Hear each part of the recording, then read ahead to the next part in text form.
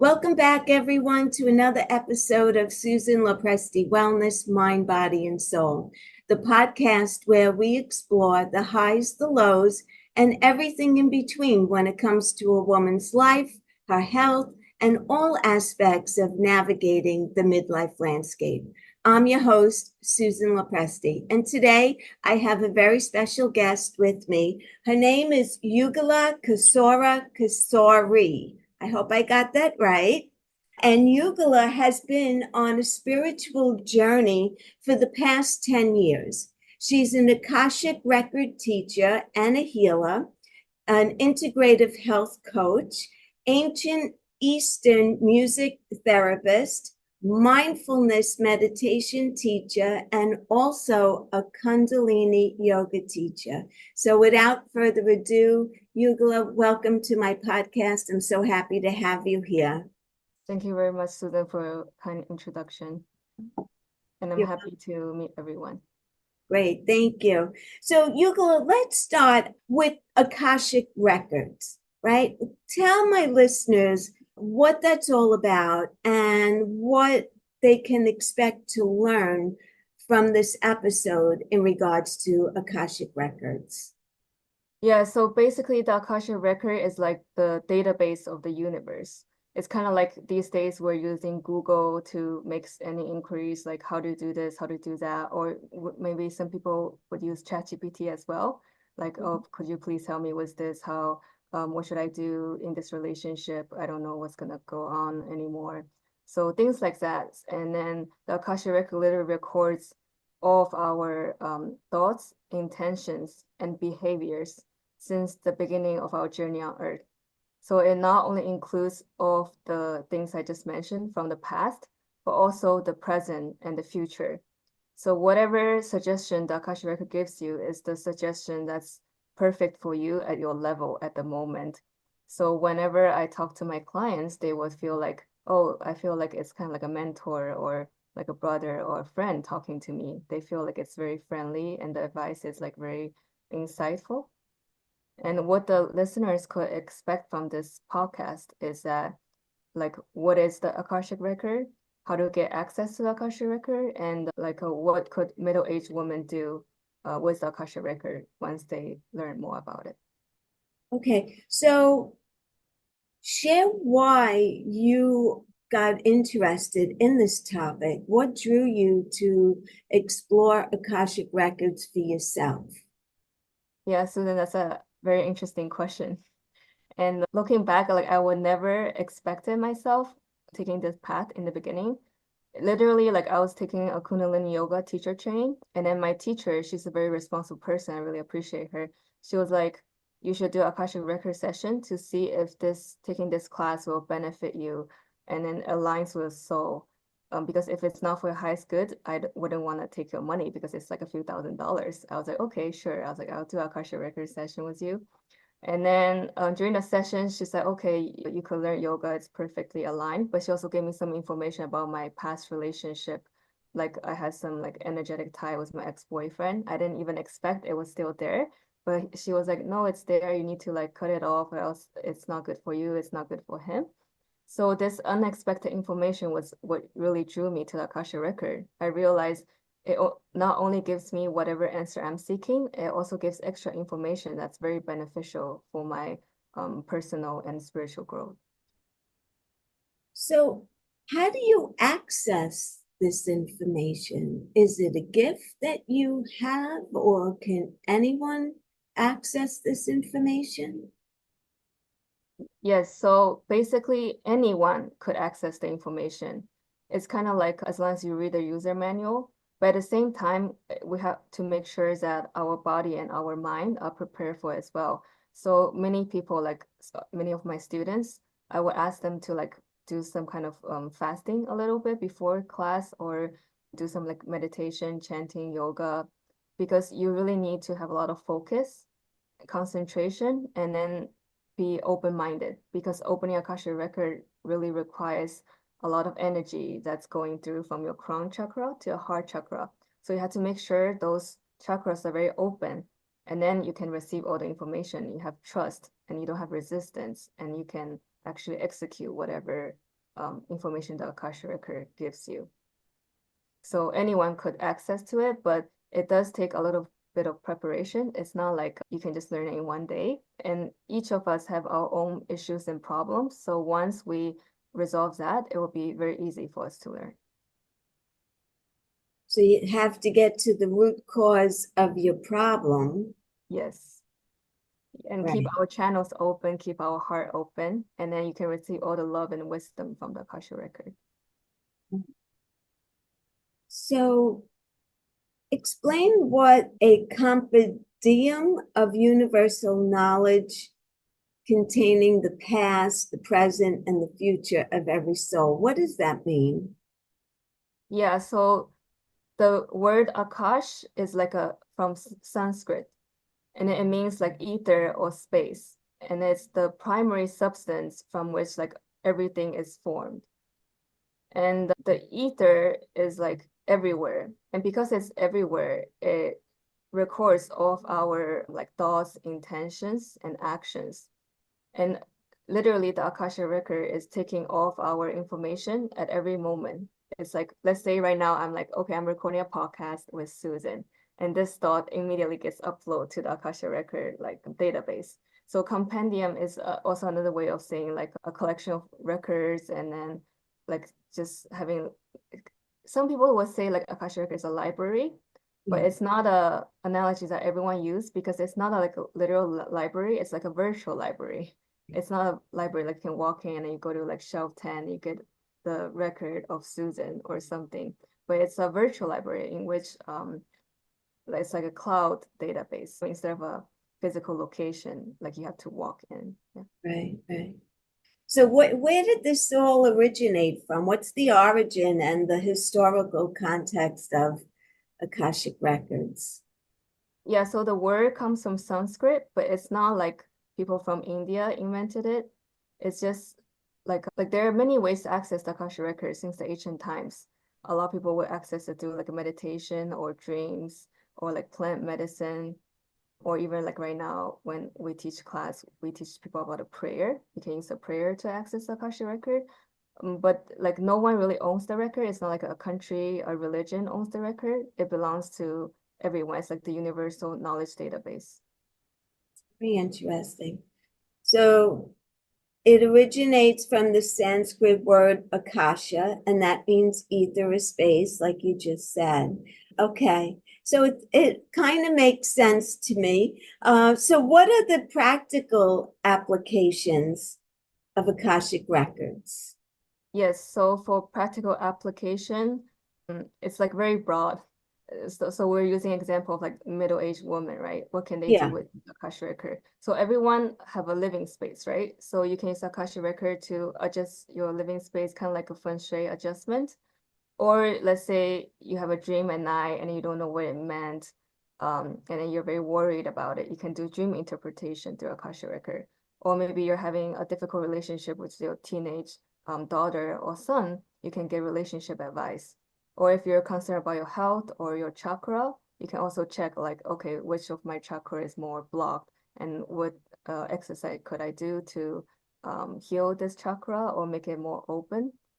And many of the middle-aged women also experience like career choices, like difficulties, and or they want to learn about their past lives, or maybe they have pets. So you can do all kinds of things with Akashic Record.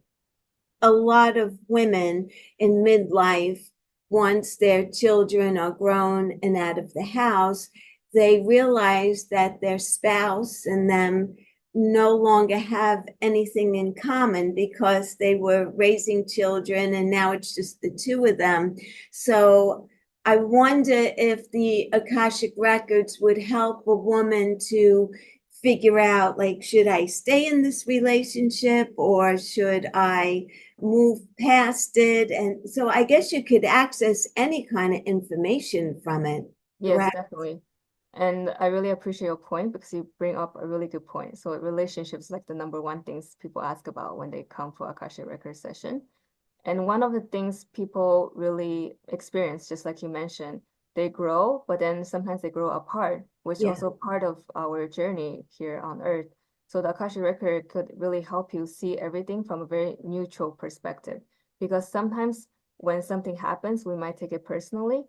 Or maybe when something happens, we're seeing it from old lens, but then this lens hasn't been updated, or it's like a little bit blurred, dirty, but we're still wearing the lens and we're like, oh, here's how I see things. But that's not how it is necessarily. And we might get very attached to whatever we perceive as the truth. But Akashic Record can really help you like unwind, step back and see, actually, this is not what he meant or what she meant. They actually meant this. They just want to spend more time with you, but maybe it sounds like they're complaining to you right now. So things like that, I really appreciate Akashic Record. It gives you so much insights into relationships. So that could actually either save a relationship or make you realize that it's time to move on. And I feel like it would be reinforcement for a woman who's questioning or doubting her intuition or her feelings. It would solidify her feelings one way or the other. Yes, a lot of people will come to the Akashic Record for confirmation because Yes. as women, a lot of us are not very confident about our choice or we doubt our instinct. But Akashic Record really empower you and tell you, actually, your instinct is not wrong, it's correct. You actually should follow your heart and maybe stop pursuing this relationship because it's not working out. Because a relationship requires two people to put in efforts together. But if one person is putting all the effort and the other person is not putting anything, it's not going to work out.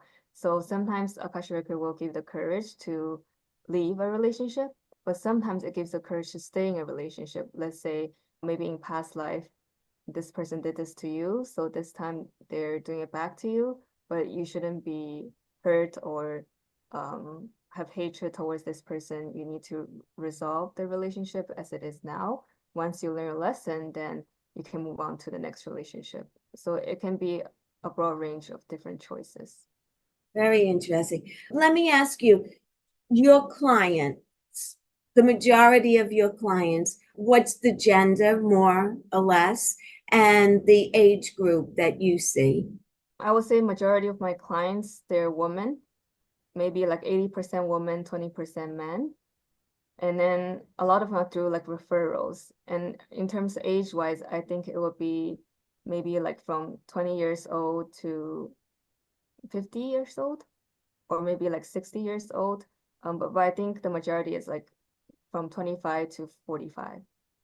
I know I asked you this the first time, but you did say that anyone could access. But is there training involved to learn how to do it? Or could I just meditate on it? And I know you said also fasting to clear out, but basically anyone could really access this information. I want to confirm that. Yes, 100%. Anyone has the potential as long as you can put in the work. Because I have some students, at first they said, I will be honest with you, teacher, like I don't have any spiritual knowledge, but I'm just so interested in the Akashic Record. I read your article. I said, great. But then maybe during class, she's still struggling. She couldn't access it. But after class, I'll give her exercise. Let's say you need to do this like yoga exercise every day, and you need to practice with other students like a few times a month. And then within like 3 months, she was able to do it. And a lot of the difficulties is like our internal obstacles we put Yeah. on ourselves. So a lot of people, they might have difficulty reading their own record, but when they read their friend's record or another stranger's record, they're perfectly fine. Like all the information is flowing. But when they read their own record, it's like, I'm not getting anything. What's wrong with me? Why do you think that is? I think it's because each person's personality is different. Sometimes we have this like acting mentality, right? When we're in front of others, we want to present our best self. So when you practice with a stranger or like your fellow student, you're like, oh, like what if I say something and the other person give me feedback like, oh, this is not right or something. So if you're thinking about how the other person perceives your information, then it makes you very nervous. And then you might have this fear like I'll mess up. And then one of the things we always mention during class is like no fear, no judgment, no resistance. If you have any of these, it will be very difficult to access the information. Yeah. And then But some people, they're very unconfident in themselves, maybe because of their upbringing. Like people will say, you're such a failure. What can you do with your life? Or you can never accomplish anything great. You're not good at anything. So once they have this kind of mentality, they doubt themselves. So even if they receive some information, they'll be like, it's not from the record, it's from my ego or something. Right. So both case might happen. Yeah. Each person's case is different. So how do you know that it is from the Akashic Records and not your ego? How do you, is it an inner knowing that you have? Yes, so like during class, we would tell people to use a prayer to access the record. And once you read the prayer, it's kind of like help you focus Mhm. and then let go of everything else surrounding you right now. And then through this prayer and through practice with others, you'll get more feedback and possible confirmation. Because a lot of times it's not that you're not in the record, but more like people are not sure they're in the record. So once they have more practice with fellow students, and then they practice on their own. So practice makes it perfect. They'll be like, oh yeah, okay, this is what it feels like to be in the Akasha record. This is Right. what it feels like when I help others or help myself. And then they'll be more confident, like, okay, I'm in the record all the time. And then it's the information from the record. Gotcha. So tell us about the importance of setting intentions and creating a sacred space. I think it's very important because once you go into a record, you should think that whatever information I receive is for my highest good. Because depending on the question you ask, the record will give you a different answer. You might be like, which job can help me make more money out of A, B, C? Then Akasha record might tell you B will give you more money. But if you ask which job is for my highest good, the Akasha record might be like C will be the one because it will give you a good life work-life balance. You can have Mhm. more time with children and there's some career advancement or something so that you will have a happier life. So I think having the right intention is very key. And I always think that whatever happens, happens for the best. Whatever information you receive is for your highest good so that you're more open instead of very attached, like, oh, I must rekindle my relationship with my ex-husband or ex-wife or something, but maybe it's not supposed to be anymore, and then you're supposed to be happy with someone else. So I think setting intention is very important. And then in terms of sacred space, it's important to have a space where you feel secured and it's quiet so that you know that no one will bother you at this hour. Like no pets will bark, no children will come like bump in and say, Mom, like what should I do with this and that? Then you will feel very safe and confident. So once you open up the record during that time, you you're more quiet and then you're more connected to your higher wisdom and you'll be able to access the Akasha record more clearly.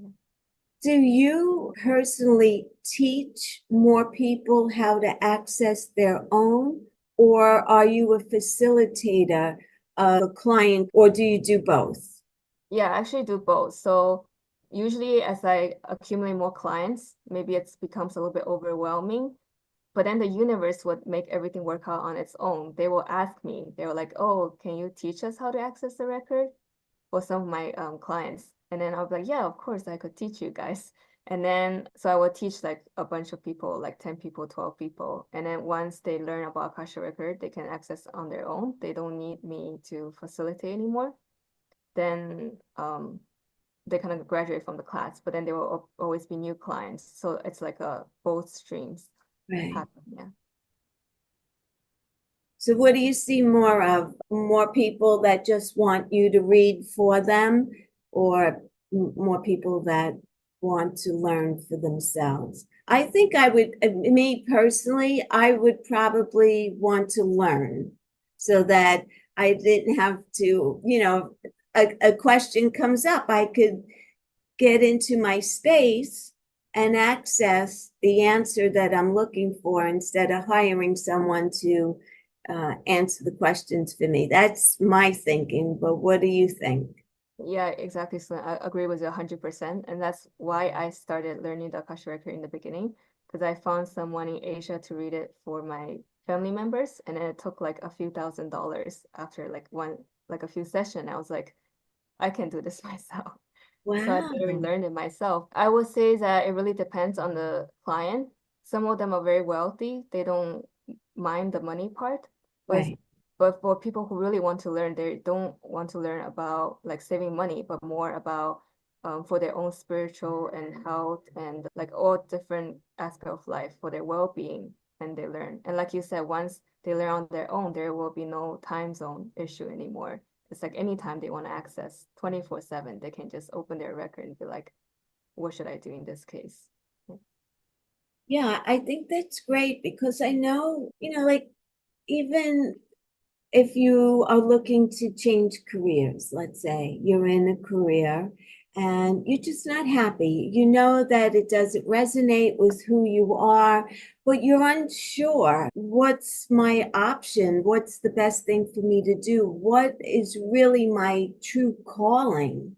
And I'm assuming that the Akashic Records will actually tell you this is where you should be focusing your time or your energy and switching careers into this area of work. Is that true? Yeah, actually, that's exactly what happened in my own case as well. Because I was doing something else before, and then like I would switch a new job, and I would get like all the things I wanted from like when I graduated school. I was like, I want this kind of job. This is my dream job. And actually, when I got it, things didn't work out. Like things started falling apart, and I would be like, the Akasha record, like what's happening? And it's like, well, you're not supposed to be doing this kind of work. You're supposed to be here, learn, teacher. That's your like natural calling. You kind of Mhm. deviated from your like soul blueprint. That's why even though everything seems fine on the outside, you just don't feel satisfied on the inside. You just felt like something's wrong, and then there's like some worry there. So I think, yeah, definitely it happens to some people. Yeah. I'm just thinking of my own personal experience. When I started my career, I was in the fashion industry for 13 years. And then after I had a child, I went into corporate America because it was more of a 9 to 5 type job in the beginning. And it was a great job, but it wasn't for me. And I stayed there for 27 years, even though I knew it wasn't for me, but it checked all the boxes that I needed, except for having it be a fulfilling job for my soul. It just didn't resonate with who I was. And so I believe that the universe finally stepped in at some point, and I ended up getting laid off. And when I did, I decided that I was going to pursue my passion of health and wellness. So I became a health coach, and I love sharing information about health. And, I call myself more of a health educator than a health coach because of my podcast where I share a lot about different ways of healing. And it definitely feels right for what I'm doing, But if I had done an Akashic reading, it may have confirmed that, yes, this is the right direction for you. But I just felt it in my heart that it was. Yes, exactly. You trusted your instinct, and then Yes. if you want, you can confirm with Akasha record if that's the case. But I think from your description, you're on the right path, and I can feel you're on the right path too. And I really appreciate everything you've done. And I was going through your podcast, like you're very consistent, like every single week, and it takes a Yeah. lot of commitment, but somehow you're able to go through all the hardship, and I think it's very admirable. Thank you. Thank you very much. So, any final thoughts that you'd like to share with the audience? I think whatever path we're on currently, it's very important to follow our heart, really listen to what we want from the inside instead of thinking about what everyone else wants from me, and then try to be a people pleaser, because this is our life, not other people's life. So once we take back the control and then we really settle on what we want, we're all capable of pursuing true happiness and wellness. Yugala, where can my listeners get in touch with you or find you? Are you on social media? Do you have a website? Anything you want to share? Yes, I have YouTube channel and website and Instagram. Yeah.